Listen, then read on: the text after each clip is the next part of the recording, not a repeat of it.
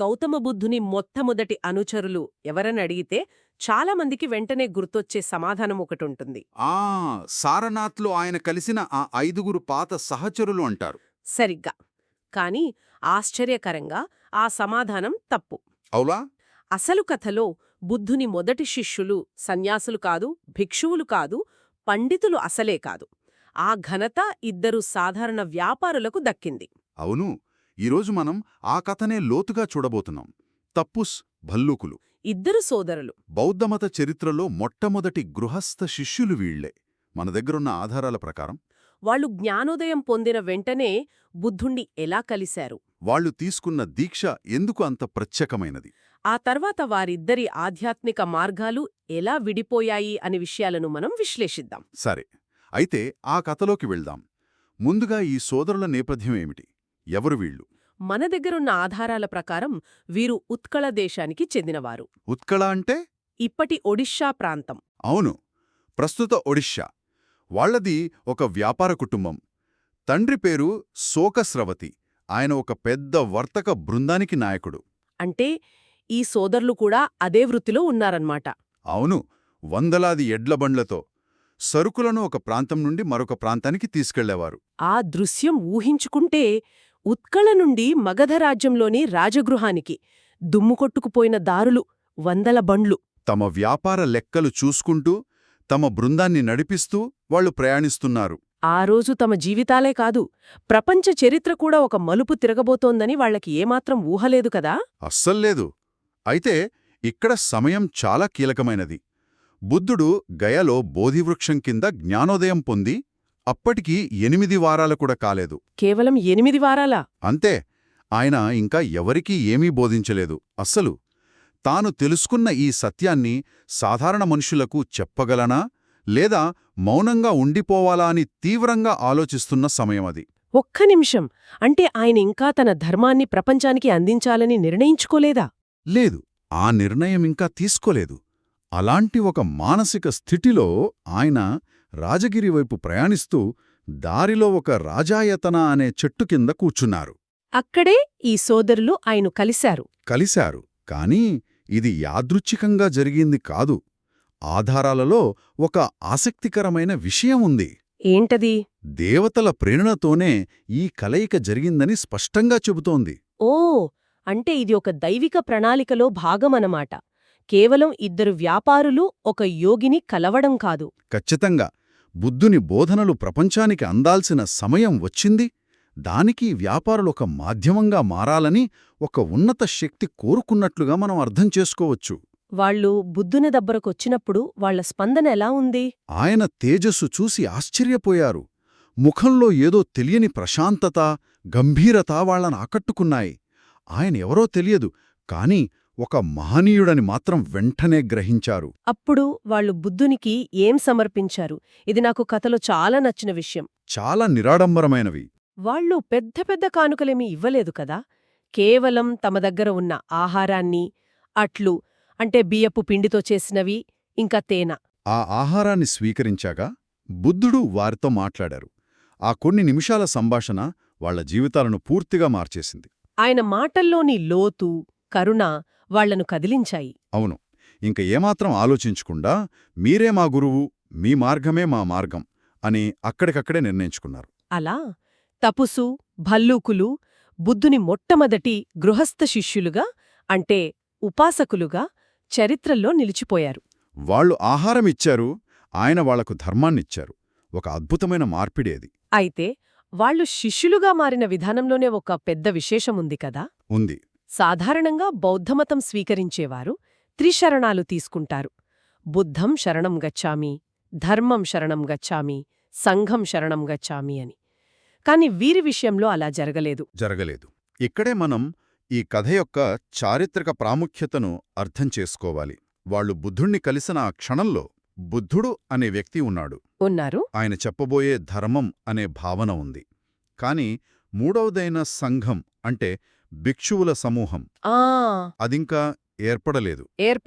అసలు ఆ ఆలోచనే ఇంకా లేదు. అంటే వాళ్ళొక మతంలో చేరదామనుకుంటే ఆ మతానికి సంబంధించిన వ్యవస్థ, ఆశ్రమాలు, ఇతర అనుచరులు ఏమీ లేవనమాట. ఏమీ లేవు. వాళ్ళొక కొత్త ప్రపంచపు అంచును నిలబడ్డారు. వాళ్లే మొదటివారు. వాళ్లే ఆ మార్గంలో మొదటి ప్రయాణికులు. సరిగ్గా. సంఘం ఉనికిలోనే లేనప్పుడు దాని శరణు వేడటం సాధ్యం కాదు. నిజమే. అందుకే వారు కేవలం రెండింటిని మాత్రమే శరణు వేడగలిగారు. ఒకటి బుద్ధుడు, 2 ఆయన బోధన అంటే ధర్మం. దీన్నే ద్విశరణం అంటారు. అంటే 2 శరణాలు. అవును, ఇది బౌద్ధ చరిత్రలో మళ్ళీ ఎప్పుడూ ఎవరికీ జరగనొక అరుదైన సంఘటన. మొదటి శిష్యులు త్రిశరణాలను కాదు, ద్విశరణాన్ని మాత్రమే స్వీకరించారు. ఇది ఆ మతం యొక్క పుట్టుకను కళ్లకు కట్టినట్లు చూపిస్తుంది. అవును, బౌద్ధమతం ఎలా పడిపడిగా అంటే అంచెలంచెలుగా అభివృద్ధి చెందిందో చూపిస్తుంది. అది ఒక్కసారిగా పూర్తి రూపంలో ఆవిర్భవించలేదు. ముందు బుద్ధుడు, తర్వాత ఆయన ధర్మం. ఆ తర్వాతే ఆ ధర్మాన్ని ఆచరించి ప్రచారం చేసే భిక్షువుల సంఘం ఏర్పడింది. తపుస్సు, భల్లూకుల కథ ఆ పరిణామంలో మొదటి అడుగు. వాళ్ల ద్విశరణం బౌద్ధ ధర్మానికి పునాది రాయిలాంటిది. అద్భుతం. అయితే వాళ్ల కథ అక్కడితో అయిపోయలేదు కదా? లేదు. ఆధారం ప్రకారం కొన్ని సంవత్సరాల తర్వాత వారు మళ్లీ బుద్ధుడిని కలిశారు. ఈసారి రాజగృహంలోని వేణువనంలో. అవును, ఈ రెండవ కలయిక చాలా ముఖ్యం. మొదటిసారి వాళ్లు కేవలం శ్రద్ధతో, భక్తితో శిష్యులయ్యారు. ఈసారి వాళ్లు బుద్ధుని ధర్మాన్ని మరింత లోతుగా, వివరంగా విన్నారు. అప్పటికే సంఘం ఏర్పడింది, బౌద్ధ ధర్మం ఒక రూపు సంతరించుకుంది. ఆ బోధనలు విన్న తర్వాత వాళ్ళిద్దరి దారులిక్కడే విడిపోయాయి. తమకు అనువైన ఆధ్యాత్మిక మార్గాలను ఎంచుకున్నారు. ఒకే అనుభవం, ఒకే గురువు. అయినా ఇద్దరు అన్నదమ్ములు 2 పూర్తిగా భిన్నమైన దారులెంచుకోవడం ఆశ్చర్యంగా ఉంది. ఇది బౌద్ధమతం యొక్క ఆచరణాత్మక స్వభావాన్ని చూపిస్తుంది. ముందుగా తపస్సు గురించి చూద్దాం. అతను బుద్ధుని ధర్మాన్ని విని శ్రోతాపన్నుడు అయ్యాడు, కాని గృహస్థుడుగానే ఉండిపోయాడు. శ్రోతాపన్నుడు అంటే ఏమిటి?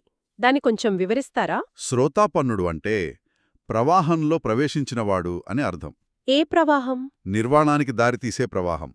అంటే ఒక పడవ నదీ ప్రవాహంలో పడ్డాక దాన్ని నడపకపోయినా కొంచెం నెమ్మదిగా అయినా అది సముద్రాన్ని చేరుకుంటుంది గదా. అవును. అలాగే శ్రోతాపన్నుడైన వ్యక్తి నిర్వాణాన్ని ఖచ్చితంగా పొందుతాడు. మహా అయితే మరో 7 జన్మలలోపు. అతను ఆ మార్గం నుండి వెనక్కి రాలేడు. ఓహ్, అంటే అదొక తిరుగులేని ఆధ్యాత్మిక హామీ అన్నమాట.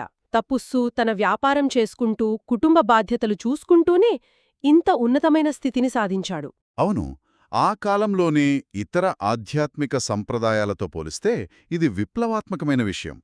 చాలా మార్గాలు సన్యాసం తీసుకుంటేనే ముక్తి అంటాయి. నిజమే. కాని తపస్సు కథ ఒక శక్తివంతమైన సందేశమిస్తుంది. మోక్షం కోసం జీవితాన్ని, బాధ్యతలను వదిలి అడవులుపు వెళ్లనవసరం లేదు అని. మీరొక వ్యాపారిగా ఉంటూనే ధర్మమార్గంలో పయనించవచ్చు అని. ఖచ్చితంగా. ఇది బౌద్ధమతం పునాదుల్లోనే గృహస్థులకు ఎంత ప్రాముఖ్యత ఇచ్చారో చూపిస్తుంది. మరి భల్లూకుడు, అతని మార్గం దీనికి పూర్తిగా భిన్నమైనది కదా? అవును, భల్లూకుడు మరో మార్గాన్నెంచుకున్నాడు. అతను ప్రపంచాన్ని, సంసారాన్ని పూర్తిగా త్యజించాలని నిర్ణయించుకున్నాడు. అంటే సన్యాసం స్వీకరించాడు. అవును, బుద్ధుని బోధనలు విన్నాక సంపూర్ణ విముక్తిని ఈ జన్మలోనే సాధించాలనే తీవ్రమైన తపన అతనికి కలిగింది. అందుకే ప్రవృజ్య స్వీకరించి బౌద్ధ సంఘంలో ఒక భిక్షువుగా చేరాడు. ఆయన ప్రయాణం అక్కడితో ఆగలేదు. ఆధారం ప్రకారం అతను తన సాధనను తీవ్రంగా కొనసాగించి చివరికి అర్హంతుడు అయ్యాడు. సరిగ్గా. అర్హంతుడు అనేది బౌద్ధంలో సాధించగల అత్యున్నత లక్ష్యం. అంటే సంపూర్ణ జ్ఞానోదయం పొందిన వ్యక్తి. పునర్జన్మ చక్రం నుండి పూర్తిగా విముక్తి పొందినవాడు. అవును, రాగ, ద్వేష, మోహాలనే మలినాలను సమూలంగా నాశనం చేసినవాడు. భల్లూకుడు ఒక భిక్షువుగా ఆ లక్ష్యాన్ని చేరుకుని జీవన్ముక్తురయ్యాడు. ఇది నిజంగా అద్భుతం. ఒకే కుటుంబం, ఒకే గురువు, కాని 2 విభిన్న విజయగాథలు. ఒక సోదరుడు ప్రపంచంలో ఉంటూ ధర్మాన్ని పాటిస్తూ నిర్వాణ ప్రవాహంలోకి అడుగుపెట్టాడు. మరో సోదరుడు ప్రపంచాన్ని త్యజించి ఆ ప్రవాహం యొక్క గమ్యాన్ని అంటే సంపూర్ణ జ్ఞానోదయాన్ని చేరుకున్నాడు.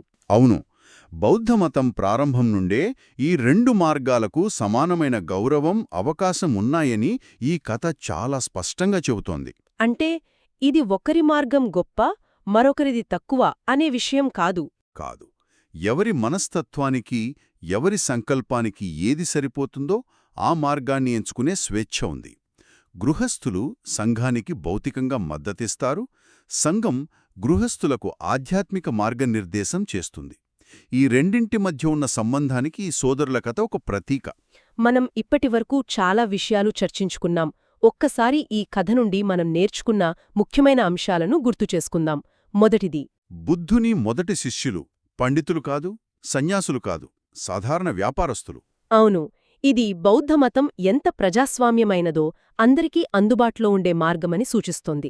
రెండవది, బౌద్ధ సంఘం ఇంకా ఏర్పడనందున వారు చరిత్రలో ఒకే ఒక్కసారి జరిగిన ప్రత్యేకమైన ద్విసరణం స్వీకరించారు. ఇది ఆ ధర్మం యొక్క పరిణామక్రమానికి ఒక చారిత్రక సాక్ష్యం. అవును, అది ఎలా ఒక వ్యక్తి నుండి ఒక ఉద్యమంగా మారిందో చూపిస్తుంది.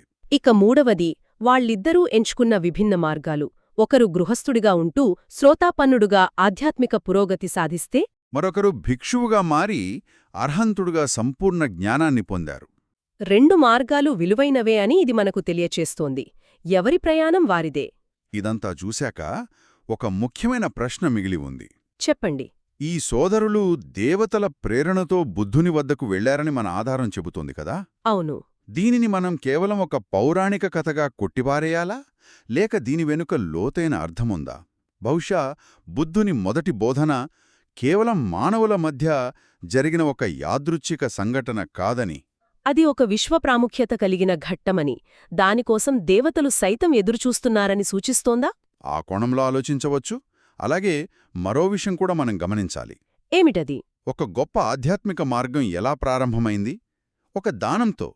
ఆ ఇద్దరు వ్యాపారులు ముందుకు వచ్చి తమ దగ్గర ఉన్న తేనె అట్లు నిస్వార్థంగా సమర్పించకుండా ఉంటే బహుశా ఆ రోజు ఆ సంభాషణ మొదలయ్యేది కాదేమో. నిజమే. బౌద్ధమత చరిత్రలో మొట్టమొదటి చర్య ఒక దానం. ఇది గృహస్థులు అందించే మద్దతు లేకుండా భిక్షువుల సంఘం మనుగడ సాగించలేదనే ప్రాథమిక సత్యానికి ప్రతీకగా నిలుస్తుంది. ఆ మొదటి దానం లేకుండా బహుశా ఈ 2.5 సంవత్సరాల బౌద్ధ చరిత్రే ఉండేది కాదేమో. ఈ విషయం గురించి శ్రోతలు ఆలోచించాలి.